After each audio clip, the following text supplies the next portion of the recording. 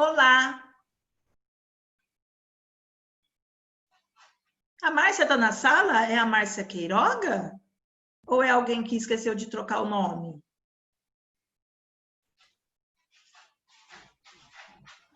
Vocês estão me ouvindo? Sim.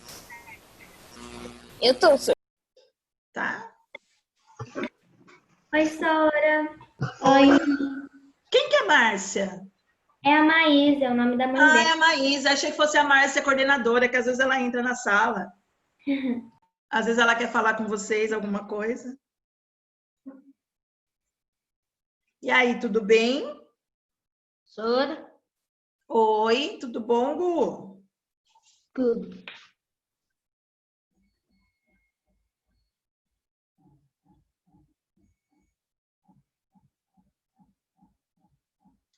E aí, como que vocês estão?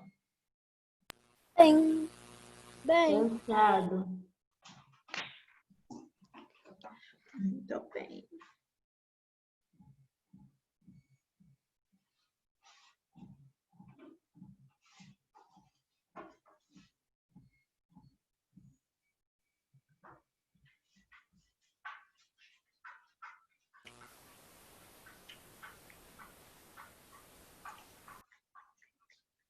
Como que vocês estão essa semana? Hein? Davi com esses cabelos. Entediadão. Entediado? Por quê, gente? Vamos aproveitar para fazer tudo que não dá para fazer quando está em aula. Ah, toda semana tem prova e tem que fazer. Tem que... preguiça. Toda semana vocês têm prova. Toda semana tem atividade. Então, esse que é o problema. Não tem como aproveitar, Sora. Ah, não, mas calma aí. Vamos lá. Vocês têm aula, aí vocês têm 5 perguntinhas para responder. Aí vocês respondem as 5 perguntinhas. E depois vocês ficam fazendo o quê? Ah, jogando, né? Então não fica entediado. Eu não fico. Minha mãe não mas aí depois Já enjoou, eles reclamam. Ó, dá para jogar, dá para ler livro, gibi, mangá, dá para fazer o que mais? assistir. Dá para ver série, dá para desenhar. Tudo que vocês têm vontade de fazer e não faz porque não dá tempo. Qualquer coisa O online. Guilherme tá reclamando, Sora. Oi? São só 5 perguntinhas, Sora. Então, 5 perguntinhas de cada matéria. Mas errou uma questão, já perdeu 2 pontos. Sora. Tem que fazer com cuidado. Ó, Professor, errou mas a gente tem que ver o lado bom das coisas, o lado bom de tudo. Então, assim, ó, é chato ficar em casa, não tem... Vamos ver o lado bom, não é? A gente pode acordar até um pouquinho mais tarde. Vocês ainda estudam à tarde, né? Mas o pessoal da manhã tá no lucro. O pessoal da manhã tá no lucro. E vocês que estudavam à tarde, agora fica a tarde inteira livre. Professora, é verdade. Vamos Não ver o lado gosto de ler livro, não tem mangá na minha casa, eu não posso baixar mangá, já zerei todos os meus jogos, não tem nada pra fazer, todas as séries que eu assistir, tudo que eu posso assistir, não tem mais nada pra fazer, tô entediado. Vamos achar coisas para fazer, vamos achar Viu, coisas. Sora? Não é só... Fazer alguma arte. Então, aprender, já falei, ó, tem que aprender a cozinhar, tem que aprender a fazer alguma arte, pintar, fazer alguma coisa. Para não ficar entediado. Eu fico bagunçando minha casa inteira, que me deixa desestressado. Isso é muito bom. O que eu tô fazendo nessa quarentena, eu tô fazendo curso online de francês. Ai, que bom, aprendendo outra língua. Fantástico. Tem um monte de curso que é de graça. Ó, para quem gosta de desenhar, a Faber-Castell disponibilizou os cursos que custam uma fortuna dela. Disponibilizou de graça para aprender a desenhar. Aparece na televisão vários cursos, vários lugares que estão fazendo curso de graça. Aprende outra língua. Oi. Professora. Quem me chamou? Bia, pode falar. Aniversário do Eduardo. Ixi, tá cortando tudo aí. Hoje é o aniversário do Eduardo. Hoje é aniversário da Eduarda? Sim, Da Eduarda ou da Maria Eduarda? Eduarda. Cadê ela? Ela tá aí, mas ela não abre a câmera. Ela não abre a câmera. Abre, Eduarda. Aí abriu. Aí, então vamos cantar parabéns para Eduarda antes da aula. Só que tem que ser rápido. Tá. Vamos, todo mundo. Ó. 1, 2, 3.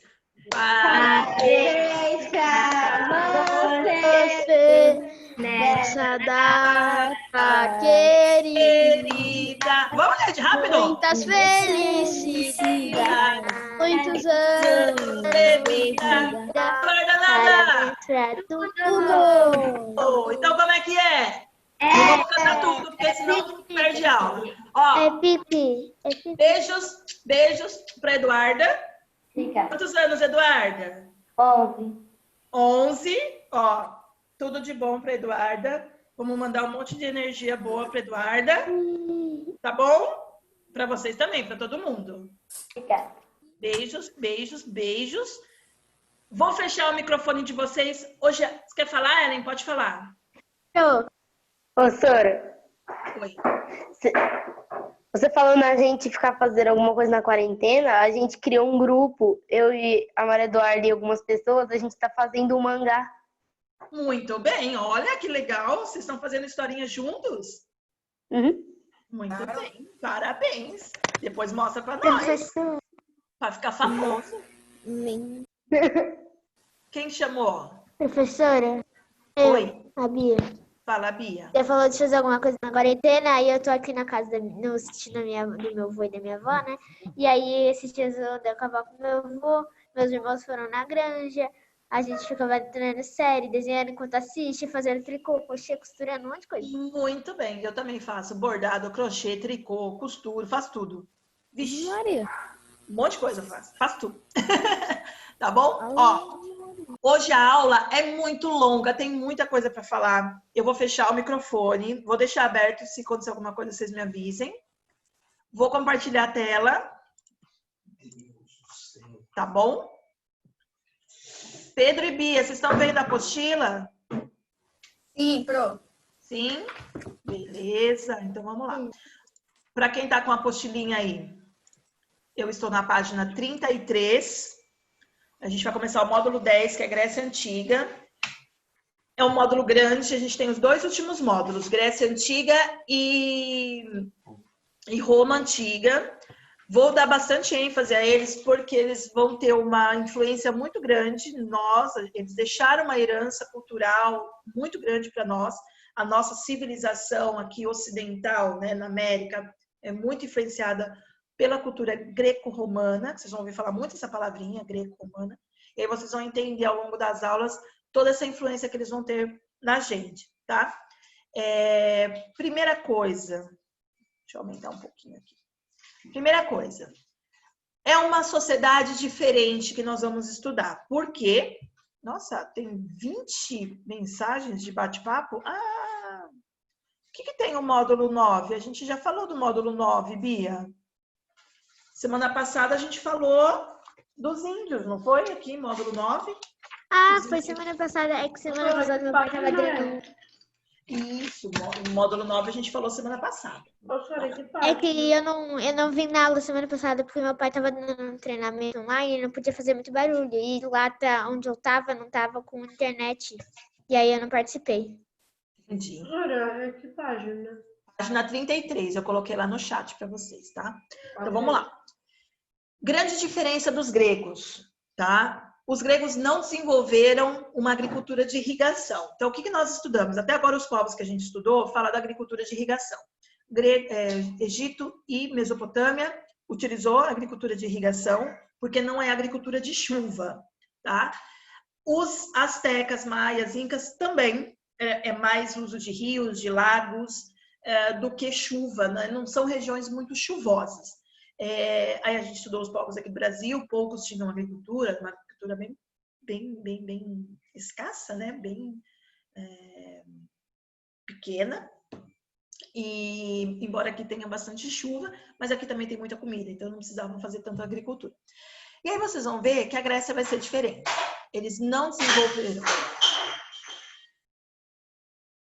Eles não... Minhas gatas estão batendo terror aqui. Derrubou o negócio de escrever. Nossa, derrubaram as coisas, quebrou, ixi. Não, quebrou nada, só caiu em cima do... Do vidro. Não. Fizeram, então, uma agricultura irrigada. Não fizeram agricultura irrigada e deram ênfase, então, ao comércio. Vocês vão ver que os gregos vão ser comerciantes. Isso vai fazer uma diferença enorme na vida deles. Não formaram grandes estados, tá? Mas formaram cidade e estado, que a gente chama de polis. A gente não vai ver polis hoje, a gente vai ver polis na semana que vem. Mas vai falar um pouquinho sobre cidade e estado, que é um assunto que a gente já vem falando há algum tempo. A gente falou na Mesopotâmia, de cidade e estado. Aí falou, nas próximas apostilas vocês vão estudar. Falou sobre cidade e estado dos maias. Aí também falou, olha, vocês vão estudar a cidade e estado. E aí vocês vão ver um pouquinho do que é a cidade e estado e a polis grega, certo? Vamos falar um pouquinho sobre a cultura antiga grega. Essa que era uma atividade para fazer de sala, todo mundo junto, todo mundo falando um pouquinho. Não dá para fazer, então eu vou falar um pouquinho de cada um para vocês poderem lembrar de algumas coisinhas que a gente sabe da Grécia. Porque quando a gente fala de Grécia, talvez a primeira coisa que a gente pense é nisso. Olimpíada, né? Que surgiu na Grécia, lá na Grécia Antiga, os jogos em homenagem a Zeus na cidade de Olímpia. Acontecia a cada 4 anos. Muitos esportes que eram praticados na época a gente pratica até hoje. Principalmente os esportes de atletismo, corrida, saltos, levantamento de pesos. Se a gente for pensar, são todos jogos ligados à guerra, porque os atletas eram soldados de guerra. Eles não lutavam por cidades, por países, nada disso. Eles lutavam por eles mesmos, para mostrar que eles eram o mais forte, mais rápido, o que jogava o martelo mais longe. Todos são meio esportes ligados à própria luta greco-romana, assim por diante. Ficou uns 2000 anos sem ter Olimpíadas, aí no final do século XIX, o francês Pierre de Coubertin vai ter a ideia de voltar com as Olimpíadas, com um espírito olímpico, e de solidariedade, de cooperação e tudo mais. E aí vão ser introduzidos os esportes coletivos, né, que não tinha na Grécia, futebol, basquete, vôlei, esses tipos de esporte. E aí volta a ter a Olimpíada moderna, que a gente chama. Então, quando a gente fala de Olimpíada, a gente lembra da Grécia. Os próprios Jogos Olímpicos, a abertura, o encerramento, as festas da Grécia, das Olimpíadas, elas fazem homenagem à Grécia também, tá? A democracia também, que é uma palavra que a gente está ouvindo bastante ultimamente, luta pela democracia, grupos que são contra a democracia. Então, mas o que é democracia? Democracia significa poder do povo. Então, ela é o poder que sai do povo e volta para o povo, tá? É o fato da pessoa poder votar, né? Porque eu estou dando o meu poder para outra pessoa, então eu estou votando, ou eu posso ser eleita, porque eu posso ser candidata também. Tá? E todo o poder que eu passo para outra pessoa, ela tem que voltar para mim, através de serviços, de bem-estar e tudo mais. Então, democracia é uma coisa que está muito na moda, a palavra democracia. Zeus também é uma palavra que vocês conhecem bastante, é o Deus Supremo, ele aparece em vários filmes, vários filmes, livros, séries. A gente tem teve uma leva de filmes de mitologia, de história da Grécia, jogos. Oi? O meu irmão, ele entende bastante de mitologia, né? Aí ele falou assim que, na verdade... O meu irmão, ele falou que entende bastante de mitologia, né? Aí ele falou assim que, na verdade, o Zeus, ele não é um deus bom. Ele é pilantra. Na verdade, eu vou explicar para vocês. Os deuses gregos, é uma característica dos deuses gregos e depois dos romanos, porque é a mesma mitologia, eles têm características humanas, tá? Então, eles vão sentir amor, ódio, raiva, ciúme, medo. Eles vão ter todas as características que o ser humano tem, esses deuses também têm. Tá? Então, embora Zeus tenha feito coisas teoricamente boas,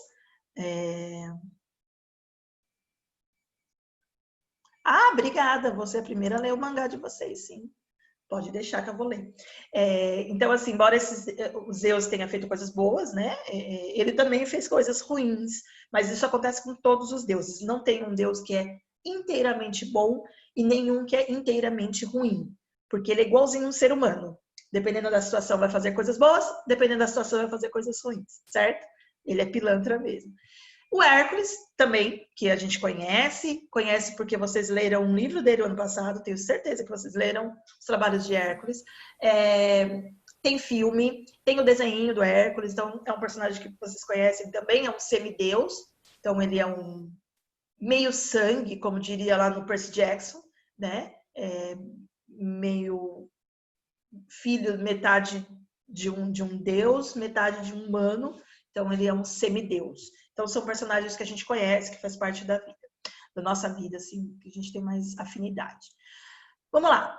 A civilização grega antiga, né? Tudo que eu for falar é Grécia Antiga, tá? Não tem nada a ver com hoje. Não é um povo só, tá? Então a Grécia não era um lugar só. Vocês vão descobrir isso, que a Grécia não estava só lá num lugar, como era o Egito, por exemplo. O Egito era um lugar, governada por um faraó ali, tudo bonitinho. A Grécia não era assim. É uma série de povos que foram chegando e foram dominando a Península Balcânica, que é o lugar onde a Grécia está. O termo grego, ele fala de vários povos que conviveram naquela região e se espalharam por 3 continentes, Europa, Ásia e África, tá? Fala, Manu.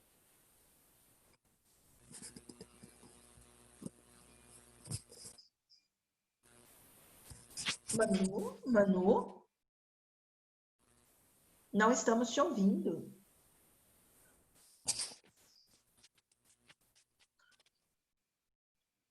Acho que ela não conseguiu falar, baixou a mão. Vamos lá. Deixa eu ver se ela mandou no chat. Mandou. Mandou? Ela mandou uma mensagem no chat. Deixa eu ver. Ah, ela só mandou eu. Eu o quê? Eu?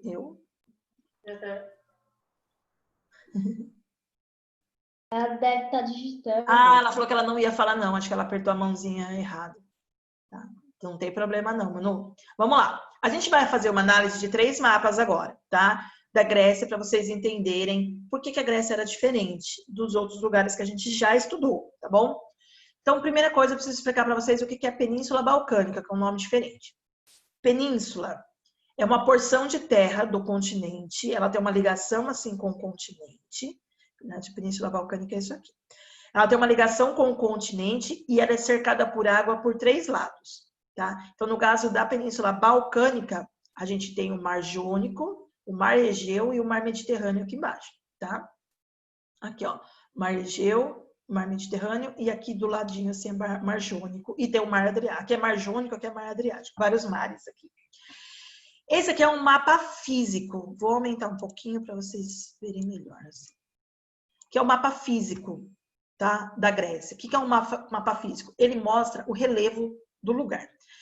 Quanto mais escuro, mais alto é o lugar. Então, ó, verdinho são áreas no nível do mar, tá? Então, normalmente são áreas com plantio, ó, são planícies, área verde são planícies, onde você pode fazer plantações, tranquilo.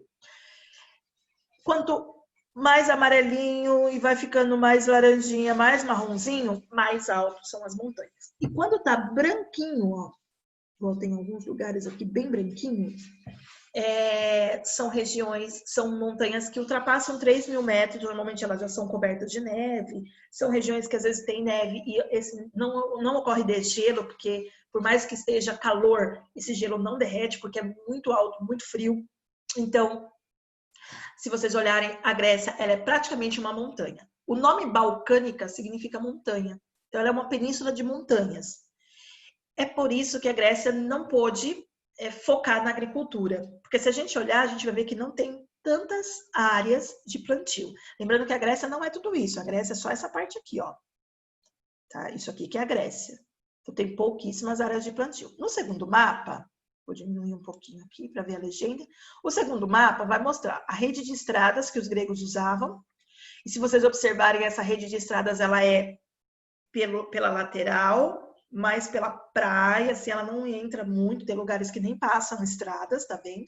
Por causa das montanhas, as montanhas não deixavam essas estradas passarem muito bem. Tem os grandes povoados, de onde surgiram depois as cidades, a maior parte delas bem próximo à costa, então vão ser cidades costeiras, cidades totalmente voltadas para o mar. E as planícies férteis, essas áreas pintadinhas são planícies férteis. Então, se a gente observar, são poucos lugares férteis, poucos lugares que dava para fazer plantação. Por isso que eles não focaram muito nas plantações, certo? Tem bastante rios, se vocês olharem esses risquinhos azuis, são rios. Então, eles têm muitos rios. Porém, não são rios muito grandes, como o Rio Nilo, como o Tigre e o Eufrates, que são grandes rios que fazem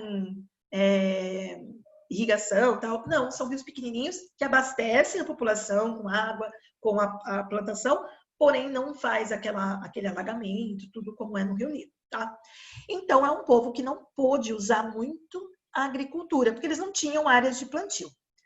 Outra característica, toda a península, ela é insular, tá vendo? Ela tem muitas ilhas. Depois vocês vão ver num outro mapa que tem muitas ilhazinhas. Aqui dá para ver, ó, bastante ilhazinhas. Esse aqui é um mapa, às vezes é mapa de satélite, né? Então mostra todas as ilhazinhas, bem bonitinho e tal. Muitos portos naturais, essas reentrâncias assim na terra, ó, são portos naturais. Aqui tem um golfo. Então, quando você tem um golfo, são águas mais calmas. Então, são lugares onde as embarcações podem ficar. Então, assim, a Grécia, ela é totalmente voltada para o mar. Por isso que facilitou esse comércio, que é o que a gente vai ver no terceiro mapa. O terceiro mapa é um mapa de comércio e da colonização grega. Então, o que a gente tem aqui? Primeiro, os 4 povos que formaram a Grécia. Guardem bem os nomezinhos. Tem na apostila, mas guardem os nomes. Grécia foi formada por 4 povos. 4 povos estão aqui, ó, colonização e expansão grega. Dórios, jônios, aqueus e eólios, tá? Os dórios são esse roxinho. Então, eles fixaram aqui, no sul da Grécia, ilha de Creta, norte da África, chegaram até a Itália, a Ásia, tá? Então, eles chegaram nos 3 continentes. Os jônios também, ó, eles estão na Grécia, estão na Ásia e chegaram até a França. Os aqueus e eólios, que é esse pink, eles também estão na Grécia, na Ásia Menor aqui e na Itália. Então, eles se expandiram. Então, quando a gente fala de civilização grega, nós não estamos falando de um lugar único, nós não estamos falando da Grécia hoje. Nós estamos falando de povos de origem grega que colonizaram 3 continentes diferentes, Europa, Ásia e África, tá? Então, eles estiveram em vários lugares ao mesmo tempo. Eles também são formados pela mistura com outros povos, eles tiveram contato com outros povos. Por exemplo, os persas, que é esse aqui um pouco mais escuro, que pega aqui a Ásia Menor e o Egito. Os fenícios e cartagineses, que é esse laranjinha, os fenícios, eles são daqui, é um povo que a gente vai estudar a semana que vem. Os fenícios estão aqui, ó, na Ásia também, na Ásia Menor.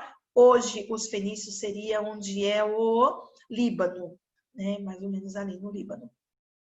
Aliás, essa região aqui, ó, tem Líbano, tem Israel, tem Síria, Jordânia, pega um pedacinho de cada lugar.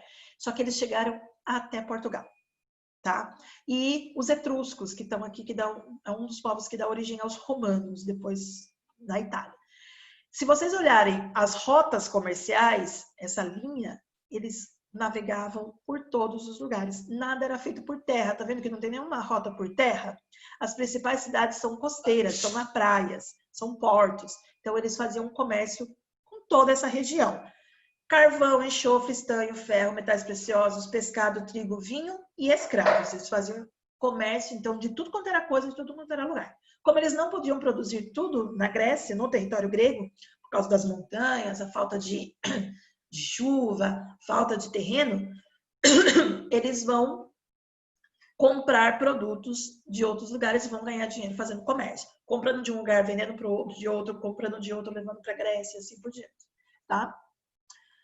Eu vou pular as atividades que não dá tempo da gente fazer juntos e eu mando a correção para vocês, tá bom? Então, vamos lá. A Grécia, então, está situada no sul da Península Balcânica, cortada pelo Golfo de Corinto, que a gente viu, e ao sul pela Península do Peloponeso, né? Aquela parte maiorzinha da Grécia. O solo é montanhoso, dificulta a comunicação por estradas, por isso que as estradas elas são pela lateral. Poucas chuvas, solo pedregoso, tá? Então, um solo com muita pedra, que dificulta também a agricultura irrigada. embora eles tenham produção de alguns alimentos, oliveiras, vinhas, trigo, cevada, a base da alimentação deles, azeite, vinho e pão, tá? Além de hortaliças e legumes que eles comem muito, porque são coisas que dá em qualquer terreninho, não precisa de um espaço muito grande, tipo tomate, berinjela, cebola, é base da alimentação deles, é essa. Muita cabra, porque a cabra é de região montanhosa. Eles comem muito peixe e frutos do mar, porque é ligados ao mar, né? É mais fácil. E é uma região que não dá para criar muito gado, porque a carne não fica boa do gado na montanha. Por isso a cabra, né? E aí muito leite de cabra, queijo feito com leite de cabra, essas coisas. Eles prosperaram graças, então, a atividades marítimas, que era o que sobrou, e comércio, né? Então, eles faziam comércio e conseguiam os produtos que eles precisavam de outros lugares. Eles se expandiram para a Ásia Menor e alguns pontos do Mar Mediterrâneo, a gente viu isso no mapa também. Se organizaram em cidades-estado, que é a formação de uma cidade-estado? São cidades que não possuem um governo comum, ou seja, elas são independentes. Cada cidade tem o seu governo, tem a sua economia. Então, vamos supor, tem cidade que conseguiu fazer agricultura, tem cidade que era totalmente marítima, tem cidade que vivia de pesca, porque eles estão ali ligados ao mar, são pescadores, então eles comercializavam peixe. Então, cada cidade tinha o seu estilo. Porém, eles são unidos, todos são gregos. Por quê? Todos falam grego, todos têm a mesma mitologia, a mesma cultura. Então, as músicas, as festas, a arquitetura, a arte, escultura, pintura, ela é igual. Eles só mudam porque cada um tem o seu chefe, tem o seu governo, e cada um tem a sua economia, tá bom? Isso é uma cidade-estado. São cidades independentes com força de um país, de um estado, tá? Ligadas pela cultura. Foram formados por aqueus, eólios, jônios e dórios. Não esqueçam disso, que isso está na atividade de vocês, tá? Os eólios e os jônios são os que menos a gente vai falar, são os que chegaram por último, eles são mais tranquilos, não chegaram chegando assim, eles chegaram, né? Os eólios, principalmente, a gente quase não fala deles, eles chegaram juntos. Agora, os aqueus e os dórios eram povos guerreiros, bem violentos, e aqui se formaram a partir de guerras. Então, a gente vai ver que a formação do povo grego começa realmente com as invasões dos aqueus e dos dórios, tá? Mas a gente vai estudar isso melhor. E da influência dos vizinhos ali, fenícios, principalmente, que a gente vai estudar semana que vem, que vocês vão ver que vai ter uma influência muito grande, inclusive para nós. E os cretenses, tá? Por quê? Porque a vinda, né, a chegada dos aqueus na Grécia forma a civilização creto-micênica, tá? Os aqueus dão origem a Micenas, eles vão invadir a ilha de Creta, então vai formar a civilização creto-micênica. E depois os dórios vão chegar e vão invadir e vão dominar os aqueus, e aí forma então a civilização grega, tá? Os aqueus, eles eram indo-europeus, eles vieram da Ásia, de áreas entre a Ásia e a Europa, eles vieram pelo norte, tá vendo? Fixaram a moradia nessa região, aqui, e fundaram 3 cidades, Micenas, Tirinto e Argos, tá? E aí eles vão entrar em contato, então, com os cretenses. Então, vamos lá. Essa aqui é a provável rota deles chegarem. Daqui, eles partiram e tomaram Creta, tá? Essa mistura, os aqueus que fundaram essas cidades, eles eram muito inteligentes, eram um povo já com um grau avançado. Porém, os cretenses eram muito mais desenvolvidos, muito mais avançados que eles. Então, quando eles entraram em contato com os cretenses, criou-se uma civilização muito forte, muito rica e muito desenvolvida, certo? Daqui, eles dominaram as ilhas do Mediterrâneo, aqui, Rhodes. Oi? A Lívia quer falar. Pode falar, Lívia. Então, Pro, eu tenho uma pergunta que é assim, por que tem meio que países da Grécia, não sei se é países, cidades, que são mais agressivas que as outras? Então, depende do povo que formou elas. As cidades que foram formadas por dórios, os dórios eram extremamente violentos.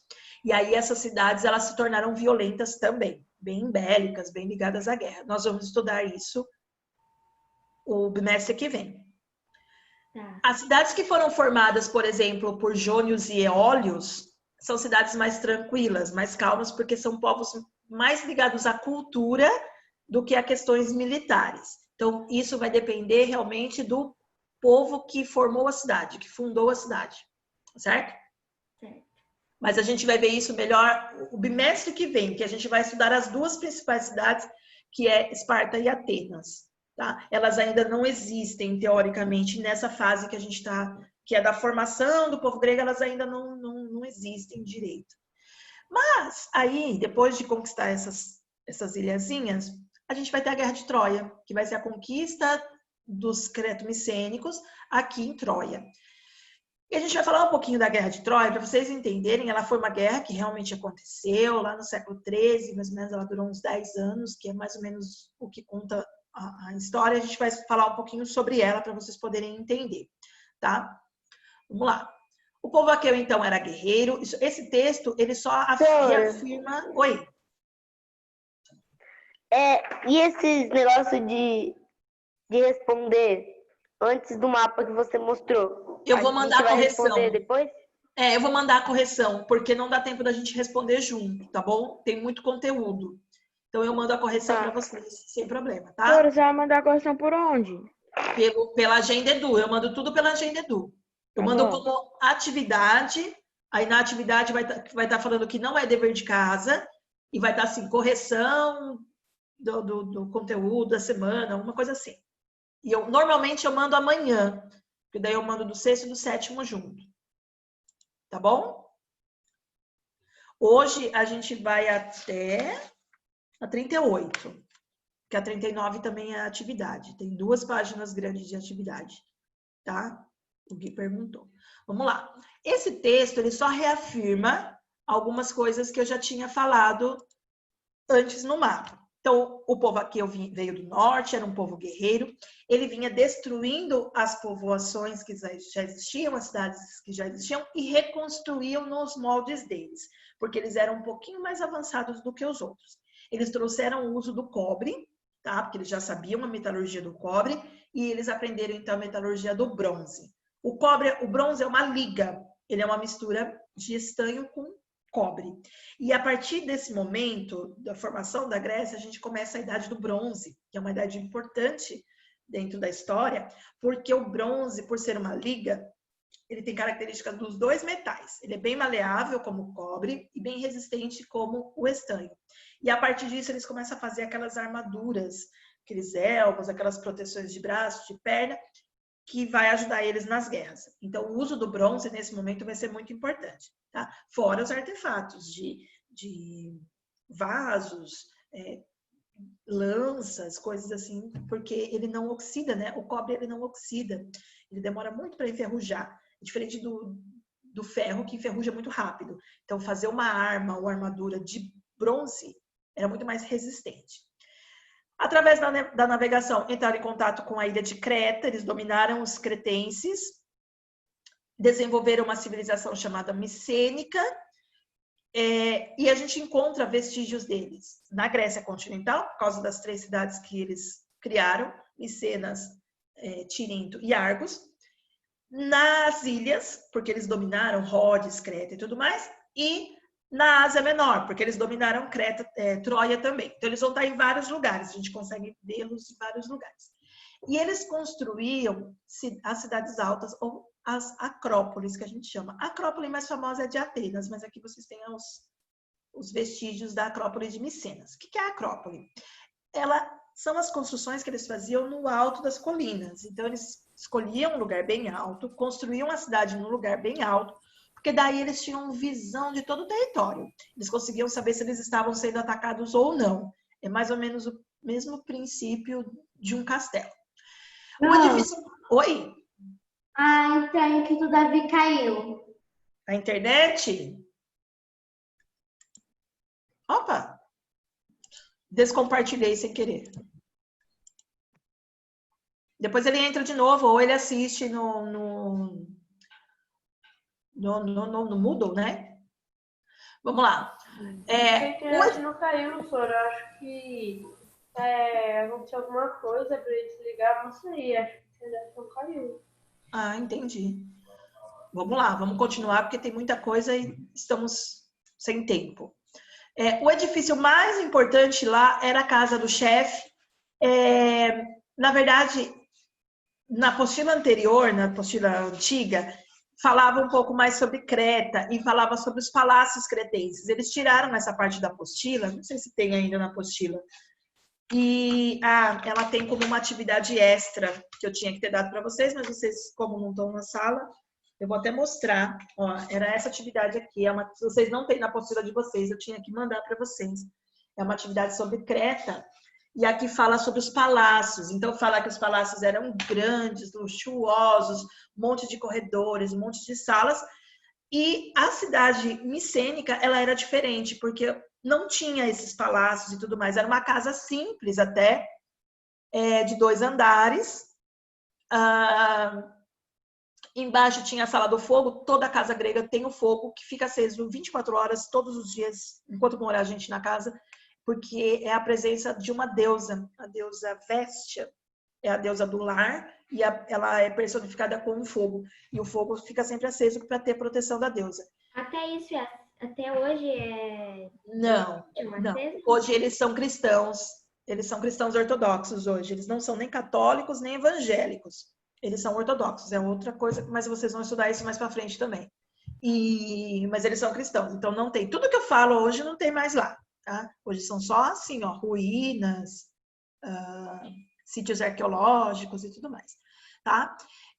Tinha uma sala onde o chefe recebia os senhores, as pessoas que dependiam deles, realizava reuniões e banquetes.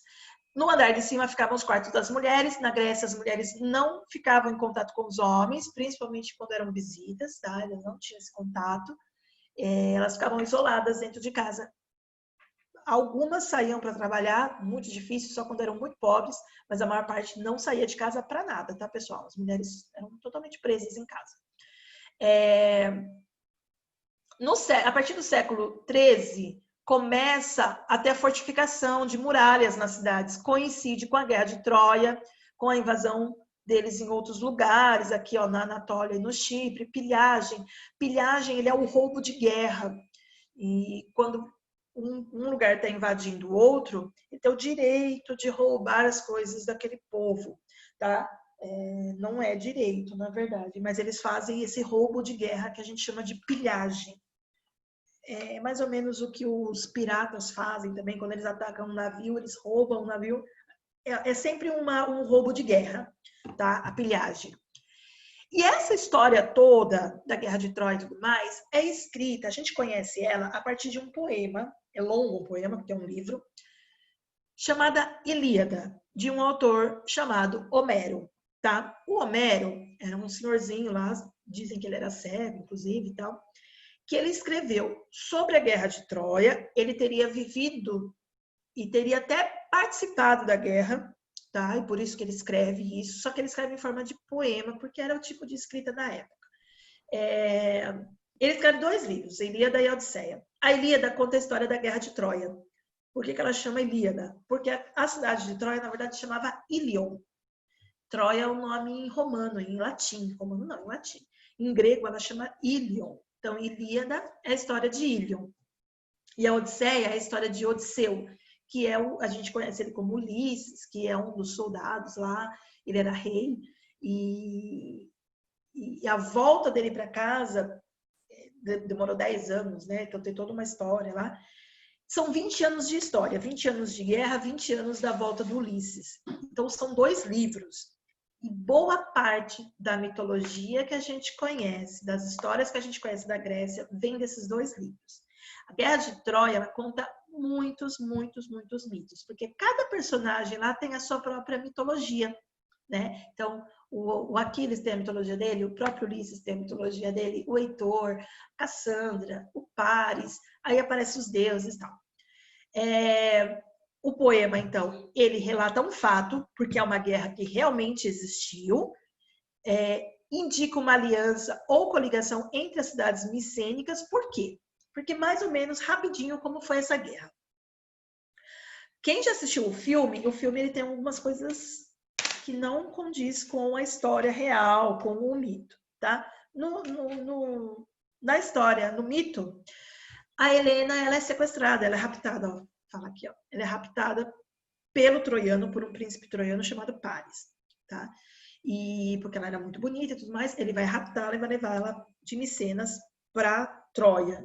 Então, olhando para o mapa que a gente tem aqui, ó, não sei se vocês conseguem ver, sai de Micenas e vai para Troia. Deixa eu ver aqui, o que vocês estão mandando aqui para mim. Ah, olha lá, só para atrapalhar a aula, né, Gui?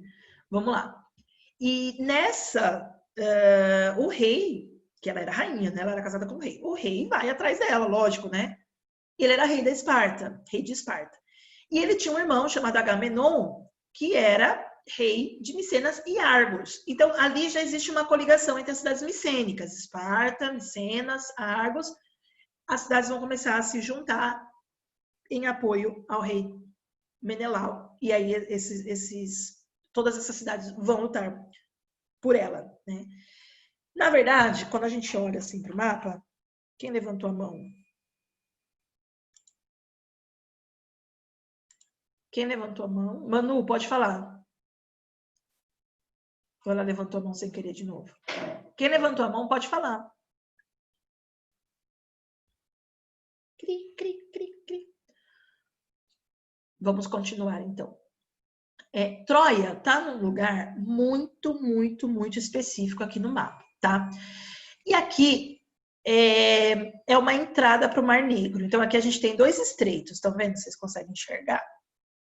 Deixa eu aumentar um pouquinho para vocês enxergarem melhor. Aqui, ó, são dois estreitos. Essa parte não é fechada, aqui passa a embarcação, tá, pessoal?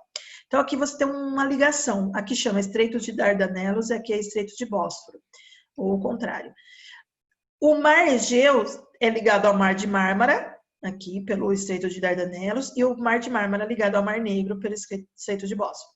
Quem controla esses estreitos controla um comércio gigantesco, tá? Se vocês olharem nos outros mapas, deixa eu correr lá para frente. Vocês vão ver que aqui, ó, existe um comércio intenso, vários portos, e eu vou explicar por quê. Porque o leste europeu, a Rússia, por exemplo, não tem saída para o mar, pessoal. Para fazer comércio, tem que ser pelo Mar Negro, para cair no Mar Mediterrâneo, para chegar no oceano. É uma viagem difícil. Então, quem controla essa região aqui, ó, controlava um comércio imensamente grande. E Troia controlava essa região. Então, a Guerra de Troia, ela foi uma guerra por território aqui, ó. Pode até ter tido o rapto da rainha. E o rapto da rainha só fez iniciar a guerra. Mas havia aqui um interesse das cidades de Micenas aqui na Guerra de Troia. Por isso que os aqueus vão invadir Troia. Porque eles querem essa região aqui para fazer comércio, tá? E aí, o que acontece aqui? Acontecia nas cidades de Micenas uma hospitalidade, que era dar proteção e apoio a um estrangeiro. No caso, os troianos eram estrangeiros, eles estavam lá como estrangeiros. Quem já assistiu o filme sabe que eles estavam hospedados no palácio do rei. E isso, ó, eles precisavam dar uma retribuição, porque eles eram tratados como se fossem filhos, como se fossem parentes. Eles criavam um grau de parentesco ali. Então, na verdade, provavelmente esses troianos estavam lá para fazer comércio, eles criaram essa união, essa solidariedade entre as duas cidades e tudo mais. Só que aí ocorreu o rapto da Helena e desandou tudo, e isso criou a guerra. O fato de vários reis se reunirem quando necessário mostra que a região era ocupada por reinos diferentes que podiam se juntar eventualmente. Então, vocês vão ver que vai ter situações que as cidades vão se separar e uma vai brigar contra a outra, e vai ter situações que elas vão se unir para brigar contra outra pessoa, tá? Que é o caso da Guerra de Troia, é o caso das guerras médicas, por exemplo, contra os persas e assim por diante, tá? Aqui a gente tem uma imagem de Micenas, né? Com plantações, tudo mais, tudo bonitinho. E eu não vou falar muito desse... Não vou fazer a correção porque eu vou mandar para vocês, porque eu tenho que voltar e falar de uma outra coisa. Eu prometi para vocês.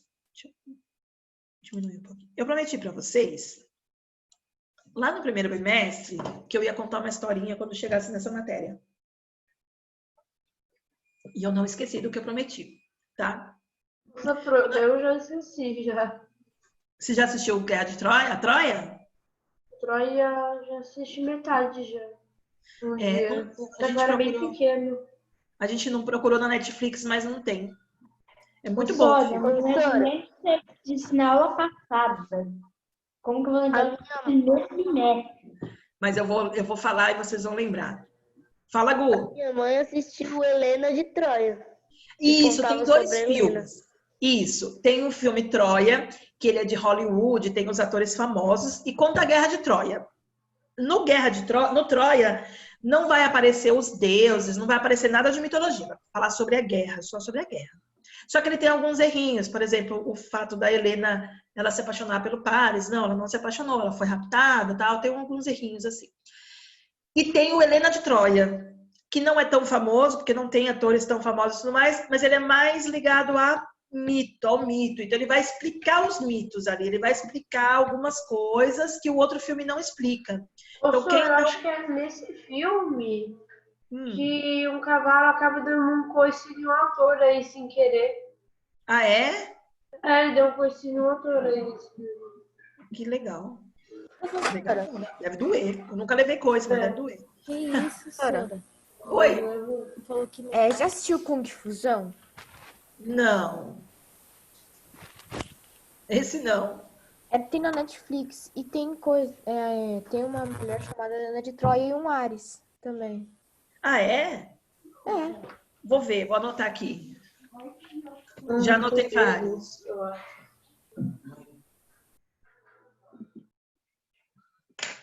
Vamos lá. Pro, Oi. você sugere que a gente assista algum filme desses? O quê? Não entendi, não ouvi direito. Você sugere que a gente assista um filme desses? Olha, na verdade, eu não sei se você é para a idade de vocês. Mas, por exemplo, filmes que vocês podem ver. Por exemplo, tem Os Fúrias de Titãs, tem o 1 e o 2. São filmes legais, que falam de mitologia grega. Eles não são também baseados muito no mito, não, tá? Tem uns errinhos. Tem um que chama Imortais.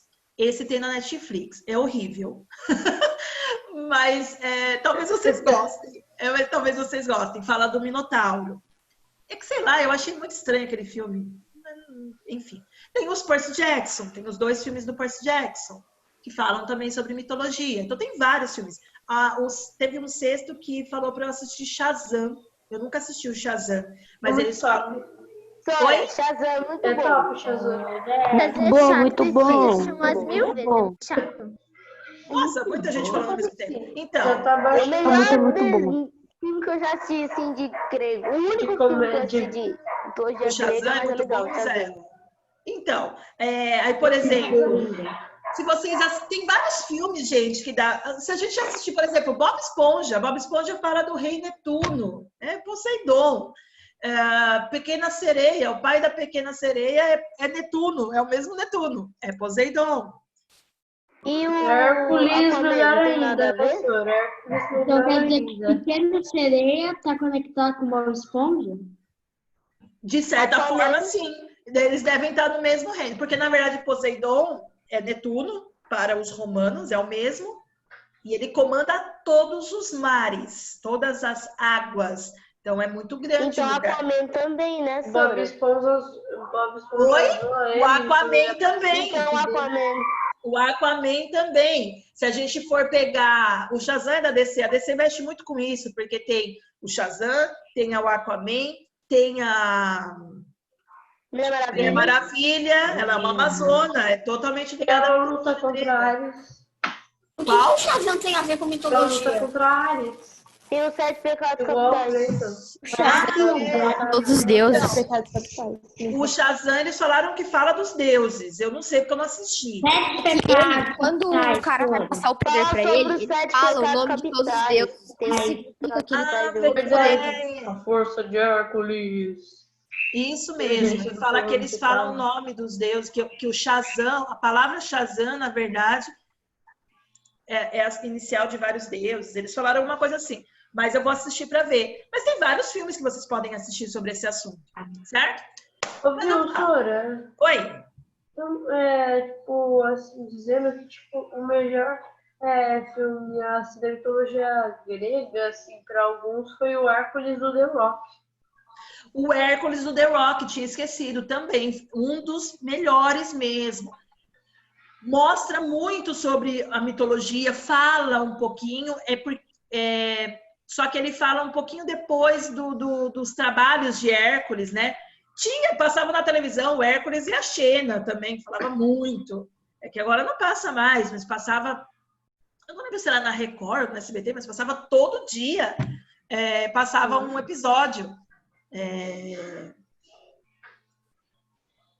Eu não sei se tem na Netflix, pessoal, tem que procurar esses filmes na Netflix. Mas vamos lá, porque eu tenho poucos minutos. A Gênio da Lâmpada tem alguma coisa a ver com mitologia grega? Quem? Desculpa que eu não ouvi. Se Gênio da Lâmpada tem alguma coisa a ver com mitologia grega? Não, o Gênio da Lâmpada ele é da Índia. Também. Ele é da Índia. Não tem O nada a ver. Zodíaco tem. Cavaleiro do Zodíaco. Zodíaco tem a ver. O Zodíaco tem. Embora. Tem Cavaleiros do Zodíaco. Tem. Tem um desenho Cavaleiro do Zodíaco. Exatamente. Meu pai não deixa eu assistir porque é coisa grega, então. Meu pai nunca deixou eu assistir, eu nunca assisti.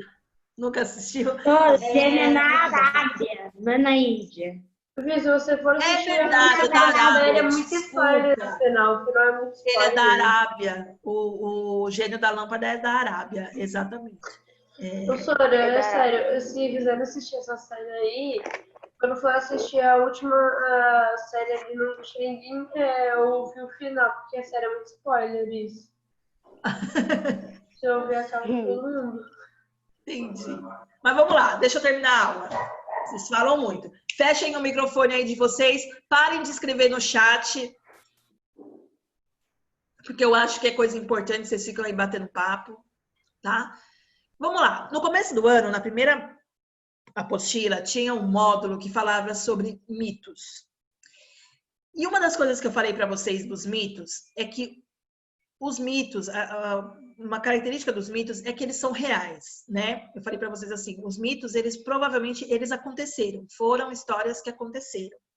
Porém, a forma como eles são contados, eles são diferentes. Então, eu posso contar a mesma história de duas maneiras diferentes. Um exemplo é a Guerra de Troia. Eu posso contar a Guerra de Troia, como é o filme Troia, sem nenhum mito, e aí eu estou contando a história de uma guerra, por política, por economia, por disputa de territórios, como eu posso contar a história da guerra a partir do mito da Helena e todo o desenrolar da história, certo? Então, os mitos, eles são uma forma deles explicarem alguma coisa que tenha acontecido, mas eles não tinham como explicar aquilo, então eles vão contar de uma forma meio mirabolante, lembra que sempre tem coisas muito exóticas, muito espalhafatosas e tudo mais. Então, eu vou contar um mito para vocês e vou mostrar para vocês que a gente pode ter duas versões para esse mito. E o mito que eu vou contar para vocês é o mito do Minotauro, tá? O Minotauro, ele é um mito da ilha de Creta. Então, por isso que eu voltei no mapa aqui para vocês entenderem que a ilha de Creta. A ilha de Creta tem até hoje. Deixa eu mostrar aqui para vocês. Oi. Esse negócio do Minotauro, no 5º ano, quem estava na escola ainda, no 5º ano a gente viu um filme sobre o Minotauro. A gente ouviu a história do Minotauro, 2 versões.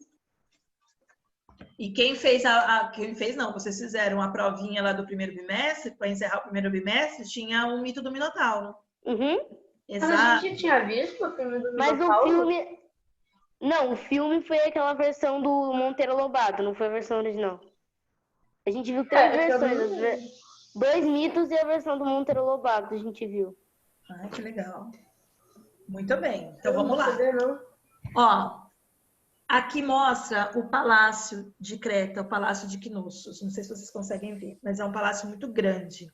Ele é todo labiríntico mesmo, tá? A Creta era uma cidade muito grande, era uma civilização muito próspera, muito rica. Então, eles tinham um luxo muito grande. E o que fala o mito? O mito ele tem várias versões. Não importa qual versão que vocês já tenham ouvido ou que eu tenha colocado naquela provinha e tudo mais. Na provinha eu acho que eu coloquei que a rainha se apaixona pelo...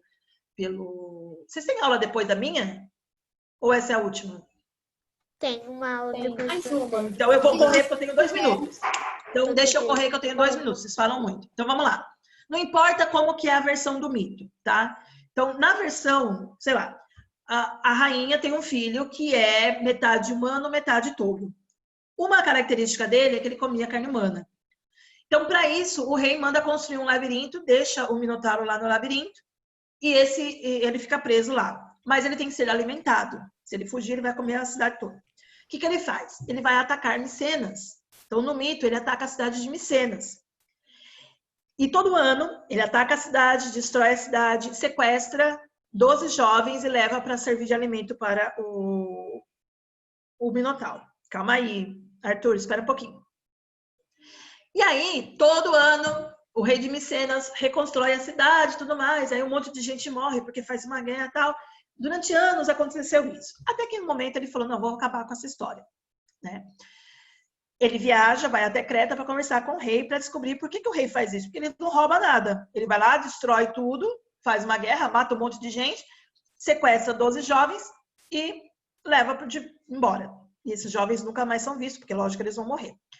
Aí o rei de Creta explica que ele tem um monstro que come carne humana e ele precisa alimentar esse monstro para o monstro não fugir e não atacar todo mundo. Então o que o rei de Micenas faz? Um acordo. Não tem mais guerra e todos os anos ele manda para Creta 12 jovens para serem sacrificados. Em troca, não tem mais guerra. O rei de Creta, então, aceita e tudo mais. Então, todo ano, Micenas mandava para Creta 12 jovens para serem sacrificados. Numa das viagens, o próprio filho do rei, o Teseu, ele se oferece para ir. Aí o rei fala, não, você não vai, você é o herdeiro do trono. Ele falou, não, eu vou porque eu vou matar ele. Esse Teseu, ele é um herói também, tá, pessoal? Ele é metade humano, metade deus. Ele é filho de algum deus ou de alguma deusa, alguma coisa assim. Professora, Oi. deu 11 horas. Então, eu vou correr rapidinho.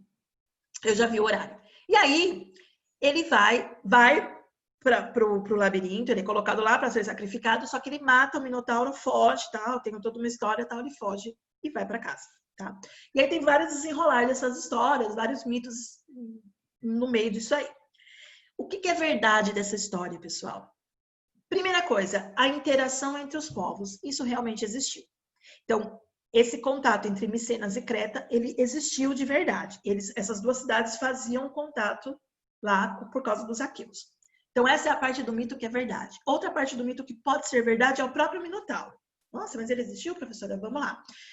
Toda criança que nascia na Grécia, ela passava pelo oráculo, pelos anciãos da aldeia e tudo mais, e eles decidiam se a criança ia viver ou morrer. Se a criança tivesse algum problema físico, ela era sacrificada, tá? Por quê? Porque ela não ia poder virar soldado, ela não ia poder trabalhar, não ia poder fazer nada. Provavelmente o filho do rei nasceu com alguma deficiência física, algum problema motor que eles achavam que era meio monstruoso. A gente sabe que algumas deficiências a pessoa fica realmente bem limitada. E aí esse rei não quis sacrificar o filho. E ele escondeu esse filho dentro do palácio. O próprio palácio já é meio um labirinto. E criou-se a história de que ninguém podia chegar perto da criança porque ela comia carne humana. E aí essa criança ficou presa lá dentro, sendo cuidada pela família, porém ninguém teria contato, ninguém poderia ver a criança porque ela teria sido um monstro. E como eles cultuavam o touro, ela não podia ser morta porque era touro. E aí essa criança ficou lá quietinha, bonitinha. Esse mito, ele fala sobre a formação do povo grego, né? Essa interação entre os povos e tudo mais, de uma forma que pode ter acontecido, realmente, pode ter nascido uma criança, essa criança poderia ter nascido com uma deficiência que transformava ela, e na época todo mundo achou muito estranho. Ele não quis sacrificar o filho, então o filho ficou lá quietinho, guardado. Criou a história dele comer carne humana, que era para ninguém chegar perto. E aí a gente tem uma versão de um mito que pode ter acontecido realmente. Certo? Beijos para vocês. Se tiver dúvida, manda lá na Agenda Edu. Tchau, Pro. Tchau. Beijos. Parabéns, Duda. Tá? Tchau, senhora. Tchau. Vou encerrar para outra professora. Tchau. Beijos.